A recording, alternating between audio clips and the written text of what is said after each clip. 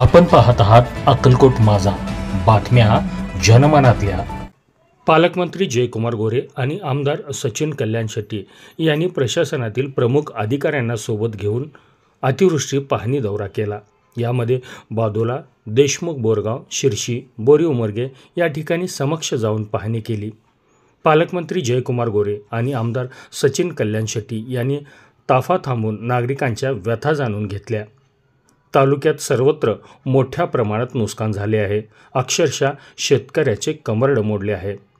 हातातोंडाशी आलेले पिके मातीमोल झाली आहेत। शेत की शेततळे अशी अवस्था झाली आहे।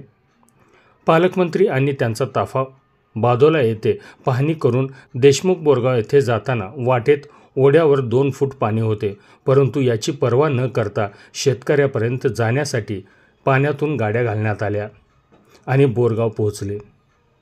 सर्व ठिकाणी ग्रामस्थांशी बोलून त्यांच्या व्यथा आणि वेदना जाणून घेतल्या, त्यांच्याशी संवाद साधला आणि मदतीचे आश्वासन दिले। यावेळी तहसीलदार विनायक मगर, नायब तहसीलदार संजय भंडारे, पोलीस उपविभागीय अधिकारी विलास यामवार, गट विकास अधिकारी शंकर कवितगे, पोलीस निरीक्षक प्रदीप भिताडे, माजी जिल्हा परिषद सदस्य आनंद तानवडे, माजी उपनगराध्यक्ष महेश शेंडोळे, माजी भाजपा अध्यक्ष मोतीराम राठोड, तालुका आरपीए अध्यक्ष अविनाश मडिखांबे, शहराध्यक्ष अजय मुकनार, सरपंच कार्तिक पाटील, धनंजय गाडवे, नागेश कलशेट्टी आदींसह नागरिक उपस्थित होते। अक्कलकोटमध्ये तर प्रचंड मोठं नुकसान झालेलं आहे। जिल्ह्यामधल्या करमाळ्यात असेल, माडा असेल, मोहोळ आज आपण बघितलं नदीकाठच्या सगळ्या परिसरामध्ये पाणी आहे। पण त्यामध्ये अक्कलकोटच्या सगळ्याच मंडळामध्ये अतिवृष्टी झालेली आहे आणि साधारण 15-20 दिवसाच्या अंतरानं 65 मिलीमीटरपेक्षा पाऊस पडलेला, 2 वेळा 3 वेळा पाऊस पडलेला आहे। त्यामुळे प्रचंड नुकसान आहे। आज सगळ्या शेतामध्ये पाणी आहे, सगळे रस्ते वाहून गेलेले आहेत, शेतं वाहून गेलेली आहेत। काही ठिकाणी गेल्या जवळजवळ 15-20 दिवसापासून शेतामध्ये पाणी आहे, ते पाणी निघालंच नाही। तर प्रचंड मोठं नुकसान या निमित्तानं झालेलं आपण सगळेजण बघतोय।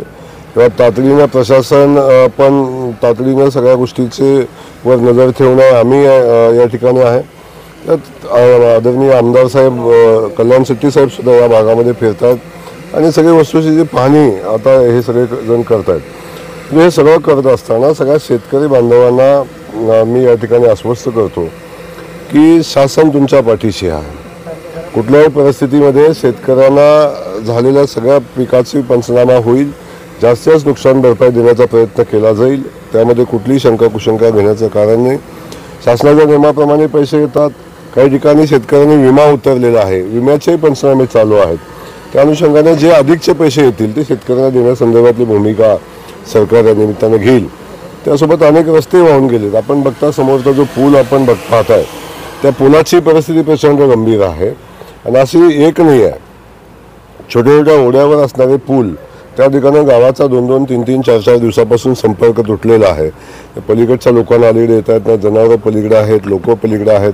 त्यामुळे याही बाबतीत कायमस्वरूपीचा तोडगा निघाला पाहिजे म्हणून संबंधित खात्याचे सगळ्या अधिकाऱ्यांना आपण घेऊन आलोय। PWD असेल, जिल्हा परिषद असेल, कलेक्टर महोदय, CO महोदय, सगळीच यंत्रणा ताकदीने या ठिकाणी काम करते, लोकांना मदत करायचा प्रयत्न करते। या निमित्तानं शेतकऱ्यांना पुन्हा एकदा मी आश्वस्त करतो की मुख्यमंत्री महोदय आपल्या पाठीशी आहेत आणि सरकार आपल्या पाठीशी। तर आपण डोळ्यानं पाहताय की कशा पद्धतीने शेतकरी राजा उद्ध्वस्त झालेला आहे। ओला दुष्काळाबद्दल तुम्ही काय मंत्री म्हणून मंत्रिमंडळामध्ये? बिलकुल ओला दुष्काळ तर अक्कलकोटमध्ये जाहीर करण्यासारखी परिस्थितीच आहे। अक्कलकोटमध्ये दुष्काळ जाहीर करायला कुठली अडचण येईल असं माझं मत आहे। शेवटी शासनाचे जे काही निकष आहेत त्या निमित्तानं ओल्या दुष्काळाचे त्या निकषावर चर्चा आता होईल। आता अजून पाऊस पडतोच आहे, तर निर्णय घ्यायला थोडासा परिस्थिती बघून घेता येईल, कारण निर्णय घेत असताना एका तालुक्यापुरता घेऊन चालत नाही। तर महाराष्ट्रातल्या अशा ज्या ज्या ठिकाणी अतिवृष्टी पडलेली आहे, ज्या ज्या ठिकाणी ओला दुष्काळ जाहीर करण्याची आवश्यकता आहे त्या त्या ठिकाणचा सर्वे चालू आहे। काल बीडमध्ये प्रचंड मोठा पाऊस होता, आपण बघतोय। काल अहिल्यानगर जिल्ह्यामध्ये खूप मोठा पाऊस झाला आणि आज सोलापूर जिल्ह्यामध्ये मी आता इथं पोचलो असताना मोहोळमधल्या काही लोकांचा मला फोन आला की त्या ठिकाणी नदीच्या पात्राचं पाणी बऱ्यापैकी शेतामध्ये घरामध्ये जाते, अशा पद्धतीची परिस्थिती या निमित्तानं आहे। त्यामुळे सगळ्या परिस्थितीवर आपण शासन बारकाईनं लक्ष देऊन आहे आणि आवश्यकता भासली तर ओला दुष्काळ पण जाहीर केला जाईल. तालुक्यात सर्वदूर पाऊस झाल्यामुळे खूप मोठ्या प्रमाणात आपल्या अक्कलकोट विधानसभेत नुकसान झालेलं आहे. मी स्वतः तालुक्यातल्या विधानसभेतल्या प्रत्येक भागात जाऊन येण्याचा प्रयत्न करतो आहे. खूप मोठ्या प्रमाणात सगळीकडेच नुकसान झालेलं आहे.